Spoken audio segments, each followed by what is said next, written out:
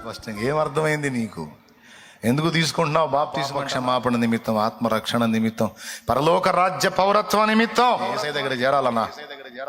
నేను అడుగుతా, అప్పుల కోసమా, రోగాల కోసమా, అమ్మాయి పెళ్లి కోసం, అబ్బాయి ఉద్యోగం కోసం, దేని కోసం అని అడుగు. కొంతమంది జారి అవునా అబ్బాయి ఉద్యోగం అన్నారంటే ఒడ్డెక్కిస్తాను. నేను బాప్తిసం, ఎందుకంటే నేను చెప్పింది నీకేం అర్థం కాలేదు, పో తర్వాత తీసుకుంది కానీ పంపిస్తాను. కాబట్టి క్లియర్గా చెప్పాలి, అయ్యా ఇవన్నీ కోసం కాదు, భూమి మీద జీవితం కోసం కాదు, నాకు నిత్య జీవం కావాలి, యేసయ్యతో ఉండాలి, నరకం తప్పించుకోవాలి, శాశ్వత జీవం పొందాలి. అవునా, అందుకోసం యేసయ్య ఏం చేశాడు నీకోసం అంటే ప్రాణం పెట్టి తిరిగి లేచాడు, త్వరలో రాబోతున్నాడు. ప్రాణం పెట్టాడు అని ఆగకూడదు, అది సగమే సువార్త. పెట్టి తిరిగి లేచాడు, ఆరోహణమే వెళ్ళాడు, త్వరలో రాబోతున్నాడు. ఎందుకు వచ్చా బాప్తిసం? అందరూ వచ్చారు, నేను వచ్చాను అనకూడదు. ఎందుకు వచ్చా బాప్తిసం అనికి అని మా అత్తగారిని అడిగితే నరాల నొప్పుల కోసం వచ్చాను. అప్పుడు చెప్పాను, నరాల నొప్పుల కోసం కదా, నరకం తప్పించుకోవడానికంటే. అదే నాకు అట్ట అనిపించిందిలే, అందుకని. నరకం నుంచి తప్పించుకోవడానికి దేవుడు వేసిన ఏకైక రక్షణ మార్గం యేసు అని తెలిసి ఉండాలి. 3 అయిపోయినాయి, 3 అర్హతలు. మొట్టమొదటిది ఏంటి? తాను పాపినన్న గ్రహింపు. ఏమండో ఇప్పుడు నీళ్ళ దగ్గర అడుగుతా, నేను అడిగితే అదేలే అన్నయ్య ఇప్పుడు దాకా చెప్పావుగా, అంతేలే, అంతే, నాది కూడా అంతే అనుకో అనమాకండి. కొంతమంది ఎంత తెలివిగా ఉంటారంటే, దావీదుని నిలబెట్టి ఒకసారి క్యూలో వచ్చేవాళ్ళని అడుగుతున్నా, నేను బాప్తీసం ఇస్తా, వచ్చేవాళ్ళు అడుగుతున్నాడు దావీదు, బ్రదర్ ఎందుకు తీసుకుంటున్నా బాప్తీసం అని. ఆ నిలబడ్డోళ్ళలో ఒకడు అంటాడు, నీకు తెలియదు ఏందన్నాడు. నాకు తెలిసిదేవా, నువ్వెందుకు తీసుకుంటున్నావు చెప్పంటే, మరి తెలిసినప్పుడు నన్ను అడగటం దేనికి, అందరూ ఎందుకో నేను అందుకేపా అన్నాడు. కాదులే చెప్పాలి, చెప్పకపోతే ఈడంటే చెప్పబోయేది ఏంది, నీకే తెలియనప్పుడు నన్ను అడుగుతావు ఏంది, ఇట్లాంటి వాడిని పెట్టారు ఏంది ఎడా అంటున్నాడు. ఇన్ని అర్థమైతే చెబుతున్నాడు కానీ బాప్తీసం గురించి చెప్పట్లా. ఎంత తెలివి! ఏమండే, ఆ పని చేయవాకండి నీళ్ళ దగ్గర, చెప్పాలి స్పష్టంగా. ఏం అర్థమైంది నీకు? ఎందుకు తీసుకుంటున్నావు బాప్తిసం అంటన్నా? నా పాప క్షమాపణ నిమిత్తం, ఆత్మరక్షణ నిమిత్తం, పరలోక రాజ్య పౌరత్వ నిమిత్తం. యేసయ్య దగ్గర చేరాలన్నా. నేను అడుగుతా, అప్పుల కోసమా, నొప్పుల కోసమా, రోగాల కోసమా, అమ్మాయి పెళ్లి కోసం, అబ్బాయి ఉద్యోగం కోసం, దేని కోసం అని అడుగుతా. కొంతమంది జారి అవునా అబ్బాయి ఉద్యోగం అన్నారంటే ఒడ్డెక్కిస్తా. నేను బాప్తిసం, ఎందుకంటే నేను చెప్పింది నీకేం అర్థం కాలేదు, పో తర్వాత తీసుకుంది కానీ అని పంపిస్తా. పొర్రపాటును కూడా ఈయన. కాబట్టి క్లియర్గా చెప్పాలి, అయ్యా ఇవన్నీ కోసం కాదు, ఈ భూమి మీద జీవితం కోసం కాదు, నాకు నిత్య జీవం కావాలి, యేసయ్యతో ఉండాలి, నరకం తప్పించుకోవాలి, శాశ్వత జీవం పొందాలి. అవునా, అందుకోసం యేసయ్య ఏం చేశాడు నీకోసం అంటే ప్రాణం పెట్టి తిరిగి లేచాడు, త్వరలో రాబోతున్నాడు. చెప్పాలి, ప్రాణం పెట్టాడు అని ఆగకూడదు, అది సగమే సువార్త. ప్రాణం పెట్టి తిరిగి లేచాడు, ఆరోహణమే వెళ్ళాడు, త్వరలో రాబోతున్నాడు. చెప్పగలగాలి. 3 అర్హతలు చెప్పాను, క్లియర్గా అర్థమైనాయా? క్లియర్గా. ఎంతమంది చేతులు ఎత్తట్లేదు? రైట్, నువ్వు అడగలేదు కాబట్టి ఎత్తలేదు అంటారు మీరు. ఇక 4వ అర్హత, ఆ వ్యక్తి ప్రభువు నామమున ప్రార్థన చేసిన వాడై ఉండాలి. అపోస్తలుల కార్యములు 22వ అధ్యాయం, బైబుల్ తీసుకొని చూడండి ఆయన. అపోస్తలుల కార్యములు 22వ అధ్యాయము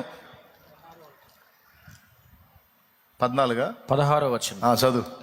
గనుక నీవు తడువు చేయుట ఎందుకు, లేచి ఆయన నామమును బట్టి ప్రార్థన చేసి బాప్తిస్మం పొంది నీ పాపములను కడిగి వేసుకొనుమని చెప్పాను. స్పష్టంగా రాసిందో చూడండి, బాప్తిస్మం పొందినప్పుడు పాపములు కడగబడతాయంట. అంటే పొందకపోతే ఎవరు పాపాల వాళ్ళని ఎత్తిన అంతే ఉంటాయి అనేక అర్థం.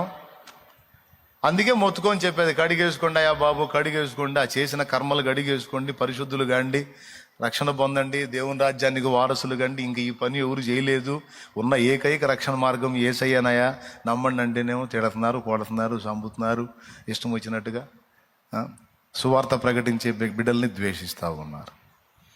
అయినా పర్వాలా, మనకి దేవుడు చెప్పింది ఏంటంటే నువ్వు చెప్పావా లేదా. ఇప్పుడు రైతు మనకి గింజలు ఇచ్చి పొలంలో చల్లమన్నాడు, మొలిచినయా మొలవలేదనేది ఆయన చూసుకుంటాడు, మనకి సాయంత్రానికి కూలి ఇస్తాడు, మన పని అది. దేవుని స్తోత్రం. నువ్వు ప్రకటించావా లేదా? ప్రకటించా ప్రభా, అంతవరకే నీ పని, జీతం తీసుకొని పోమంటాడు. ఇక మొలిచినయో మొలవలేదో ఆయన చూసుకుంటాడు. మొలిస్తే ఎందుకు మొలిచింది, మొలవపోతే ఎందుకు మొలవలేదు, కఠిన హృదయమా, మంచి హృదయమా, ముళ్ళ కంపనా, త్రోవనా, మెత్తడి గుండె, ఎందుకని ఇక ఏ గుండెకు దగ్గర కోటింగ్ ఆ గుండెకి ఇస్తాడు. స్తోత్రం. ఆ పని ఆయన చూసుకుంటాడు. మనల్ని చల్లమన్నాడు.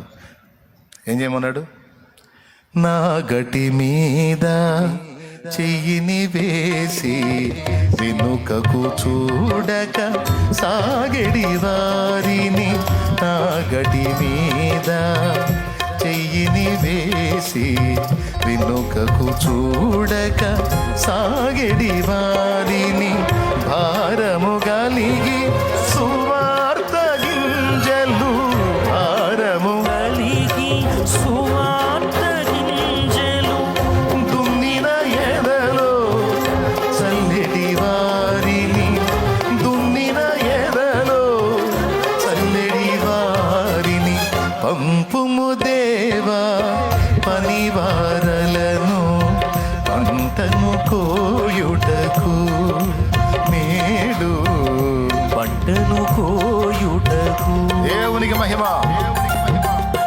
కాబట్టి నీవు లేచి ప్రభువు నామమున ప్రార్థన చేసి బాప్తిస్మం పొంది పాపాలు కడిగేసుకో.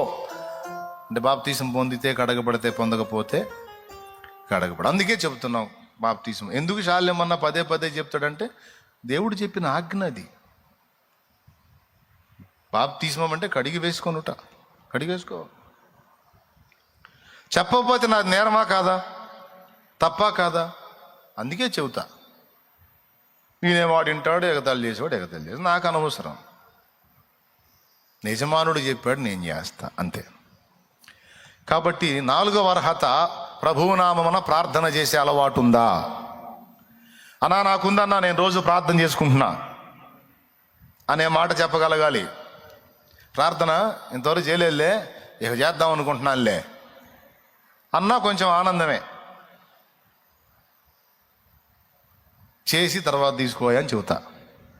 లేదన్నా నేను ఇప్పుడు ప్రార్థన చేసుకుంటున్నాను, రోజు ప్రార్థన చేసుకుని అలవాటు ఉందనంటే దాయిగా ఇస్తా బాప్టిస్ట్. 4వ అర్హత. 5వ అర్హత మారు మనస్సు. 5వది కాదు అసలు, ఇది చాలా కీలకమైనది, మెయిన్ ముఖ్యమైనది, మారు మనస్సు. ఈ బాప్తీసం పొందేవాడికి ఏమేమి ఉండాలో అక్కడొకటి చెప్పాడు. మొత్తం కొప్పేసుకుంటే ఇన్నొత్తాయి అన్నమాట.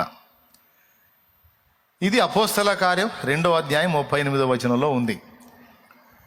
పేతురు, మీరు మారు మనసు పొంది పాప క్షమాపణ నిమిత్తము ప్రతివాడు యేసుక్రీస్తు నామమున బాప్తిస్మం పొందుడి. అది మారు మనసు పొంది అనేది కూడా ఒకటి రాసుకోవాలండి. ఇది 5వది. నేను చెప్పిన వరుసలో 5వది, కానీ ప్రధానమైనది, కీలకమైనది, ముఖ్యమైనది మారు మనస్సు. ఓకేనా? మారు మనస్సు అంటే ఏంటి? రక్షింపలేని వాటిని ఇంతవరకు మనం వెంబడించాం, సేవించాం. వాటన్నిటి వైపు నుండి రక్షకుడైన యేసు వైపు మళ్ళుకొనుటయే మారు మనస్సు. ఇప్పటిదాకా యేసుకు వీపు చూపించి రక్షణ ఇవ్వలేని వాటికి మొహం చూపించాం కదా. ఇప్పుడు వాటికి వీపు చూపించి రక్షకుడైన యేసుకు ముఖం చూపించుటయే మారు మనస్సు. నంబర్ 1. ఒకప్పుడు లోకం వైపు ముఖం పెట్టి దేవుణ్ణి నిర్లక్ష్యం చేశాం కదా. ఇప్పుడు లోకం వైపు నుండి దేవుని వైపు మళ్ళుకొని లోకానికి, పాపానికి వీపు చూపుటయే మారు మనస్సు. అయ్యలారా, అర్థమైందా? దేవునికి స్తోత్రం కలుగును గాక. ఇంక అయిపోయింది. ఇక నేను ముగింపులోకి వచ్చేస్తున్నా. సింపుల్ ప్రసంగం. 5వది ఇది. ఇప్పుడు మీరు వరుసగా చెబుతారన్నమాట. ఈ 5 మొట్టమొదటిది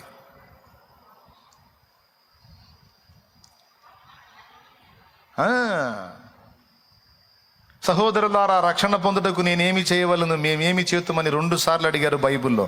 ఎందుకు రక్షణ గురించి అడిగారు? తాము పాపులము, దానికి వచ్చే శిక్ష ఏంటో వాళ్ళకి అర్థమైంది, అందుకే రక్షణ కోరారు.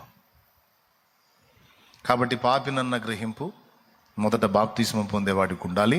2వది, పాపమునకు వచ్చే శిక్ష ఏమిటో తెలుసుకొని ఉండాలి. కొంతమంది నరకాన్ని తక్కువ అంచనా వేస్తున్నారు. సినిమాలు చూసి చెడిపోయిన వాళ్ళు కొంతమంది ఉన్నారు. సినిమాలో హీరోలు ఏం చేస్తారో తెలుసా? ఆ లోకానికి వెళ్తారు. చచ్చిపోయిన వాళ్ళు జడ్జిమెంట్ పొంది శిక్షలు పొందేటువంటి యమలోకానికి పోయి అక్కడ యమభట్లుగా తగాదాలు పెట్టి వాళ్ళకి అది చేసి వాళ్ళని వీళ్ళ మీద రెచ్చగొట్టి ఆడేదో కొంచెం సీన్ క్రియేట్ చేసి మళ్ళా యమధర్మరాజుని ఇబ్బందులు పెట్టి మళ్ళీ వీళ్ళు భూలోకంలో శరీరంలోకి వచ్చి సినిమా అది. వీళ్ళ దెబ్బకి వాళ్ళు భయపడి మీరు చెప్పినట్టు చేస్తామని హడావుడి చేసి ఇదంతా కాసేపు ఎంటర్టైన్మెంట్ కోసం చిత్రీకరించిన కల్పితాలే తప్ప వాస్తవాలు కాదు. వాస్తవం ఏమిటంటే నరకము అగ్నితో ఉన్న సముద్రము, అగ్ని సముద్రము. దేవుని వాక్యం స్పష్టంగా చెప్పింది. అగ్ని ఆరదు, పురుగు చావదు, అది ఘోరమైన యాతన, వేదన. చద్దామంటే చావు రాదు, బతుకుదామంటే బతకలేరు ప్రశాంతంగా. అక్కడ ఏడ్పును పండ్లు కొరుకుటయు ఉండునని యేసయ్యే చెప్పాడు. అది ఒక యాతనామయమైన స్థలం. మృతులు చచ్చిపోయిన వారు తీర్పు తర్వాత అక్కడికి వెళ్ళేది ఉంటది కాబట్టి దాని నుంచి తప్పించుకోవాలి. కొంతమంది వెటకారపు వీరులు వస్తారు. అవన్నీ ఎవడు చూశాడు తీరా, సచినోడు ఎవడన్నా వచ్చి చెప్పాడు అయింది, ఎట్టుంది అట్టుందని. ఏదో ఉదరపోషణం బహుకృత వేషం అని కూటి కోసం కోటి విద్యలు అనేదో పబ్బం గడుపుకోవటానికి మాయ మాటలు చెప్పుకొని బతుకుతారా. మాటలు వినమాకండ్రా, నరకం లేదు, గోంగూర కట్టలేదని చెప్పి ఎటకారం చేస్తారు. నా దగ్గరికి కొంతమంది తగిలారు. నేను అన్ని అనుభవాల ముందు వచ్చాగా, నా దగ్గర 60 ఏళ్ల వయసు ఉన్న ఆయన వచ్చి నా దగ్గర ఈ వెటకారం చేశాడు.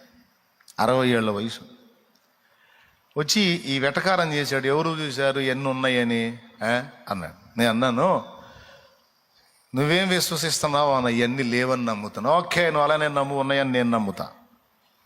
మన ఇద్దరికి చావు ఉందని నమ్ముతావా అన్న. చావకుండా ఎవడుంటాడు, అందరూ తెచ్చేవాళ్లే కదా అన్నాడు. చచ్చిన తర్వాత నేను ఉంది అనుకున్న నరకం లేదు, ఉన్నాడనుకున్న దేవుడు లేడు, ఉందనుకున్న తీర్పు లేదు, కానీ ఇవన్నీ ఉన్నాయని భయపడి నేను జాగ్రత్త పడ్డా. తీరా చచ్చాక అవేవి లేవు, నాకేమన్నా నష్టమా అని అడిగా. ఏనండి బాగా అర్థమైందా? మాట్లాడితే తార్కికంగా మాట్లాడాలి, అవతలవాడు కూడా ఆలోచించేటట్టు మాట్లాడాలి. ఆవేశంతో వస్త్రములు చించుకొనరాదు. దేవునికి స్తోత్రం. కొడితే ఎట్లుండాలి తెలుసా? కలవరం పుట్టాలన్నమాట. దేవునికి స్తోత్రం, హల్లెలూయా. అది అంతేగాని ఆవేశపడి వస్త్రములు చించుకోకూడదు.